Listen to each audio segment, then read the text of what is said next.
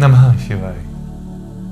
दुनिया में सब चीज़ चलती है, बहुत सारे लड़ाई झगड़े होते हैं, लेकिन जब पति और पत्नी में विवाद होता है तो इसकी जो तुलना है, इसका जो कंपैरिजन है, बहुत बड़े बड़े झगड़ों से हो जाता है। ज़िंदगी जो है वो बहुत ज़्यादा ट्रबल में आ जाती है।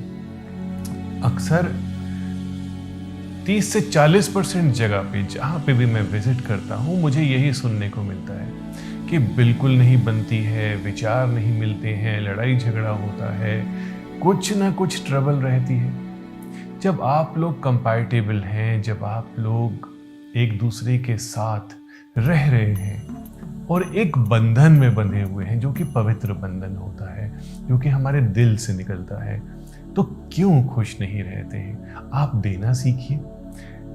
चलिए हम वास्तु की बात करते हैं। ये सब बातें तो चलती रहती हैं। वास्तु में कहीं पर भी आपका बेडरूम हो, चाहे गलत दिशा में हो चाहे सही दिशा में हो, कुछ रोचक बातें मैं आपको बताऊंगा जो आपको अपने और अपने लाइफ पार्टनर के बीच विवाद में खींच करके ले जाती हैं। एक विजिट के दौरान मैंने देखा कि मुझे कुछ एनर्जी सेंस हुई कि उनके बेडरूम में, बेड के आसपास, बेड पे कुछ ना कुछ गलत है।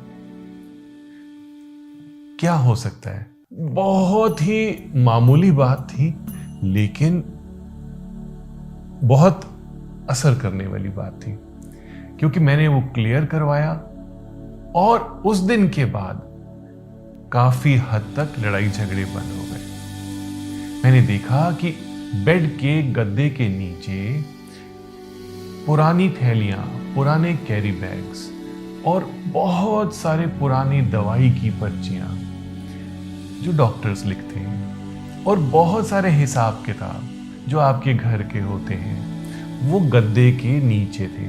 और आप बिलीव नहीं करेंगे, उन्होंने कहा कि मैं तो इनको 10 साल से संभालती आ रही हूं। कभी थैली की जरूरत पड़ती है, कैरी बैग की जरूरत पड़ती है, तो गद्दा उठाते हैं, निकाल लेते हैं, फिर रख देते हैं। तो वो जो कैरी बैग है, बहुत ज़्यादा नेगेटिव एनर्जी से घूम के आया हुआ है, वही आपने गद्दे के नीचे रख दिया।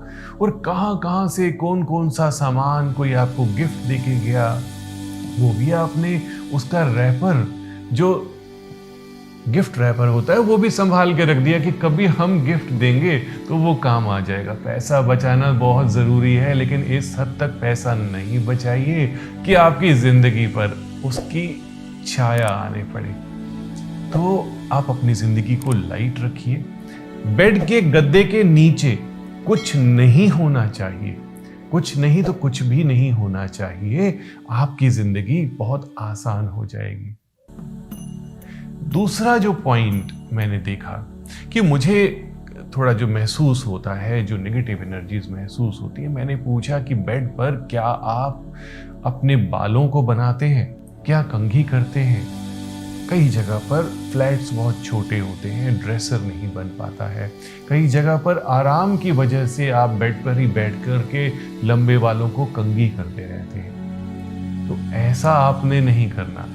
आपके जो बाल गिरते हैं वो बेड के ऊपर पड़े रहते हैं, पाइल्ड अप होते हैं और कहीं कहीं जा करके घुस जाते हैं। तो जो गिरे हुए बाल होते हैं वो एक नेगेटिव एनर्जी की पहचान होते हैं, झड़ जाते हैं वो।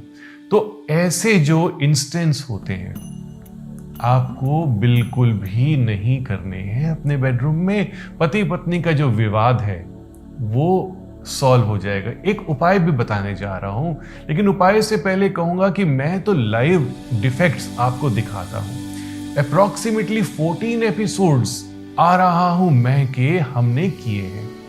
फिर से मैं इस शो को करने चला हूं। काफी मसरूफ था, बहुत ज्यादा विजिट्स होती हैं, आना जाना, थक जाते हैं सब। तो आप फिर से रजिस्टर कीजिए आ रहा हूं मैं में, और मुझे अपने घर बुलाइए। तीसरा, इसमें मैं आपको एक उपाय दूंगा। हल्दी की 7 गांठें लेनी है आपको। साबुत हल्दी होनी चाहिए, जो गांठ होनी चाहिए सूखी और साबुत होनी चाहिए, टूटी हुई नहीं होनी चाहिए, उसके कोने निकले हुए होने चाहिए।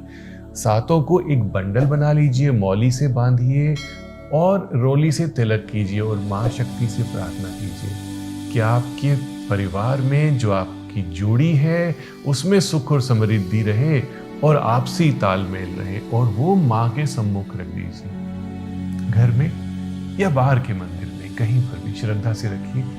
आपकी जो मैरिड लाइफ है बहुत अच्छी और सुधर जाएगी, और लाइव वास्तु जरूर आप अपनाते रहिए।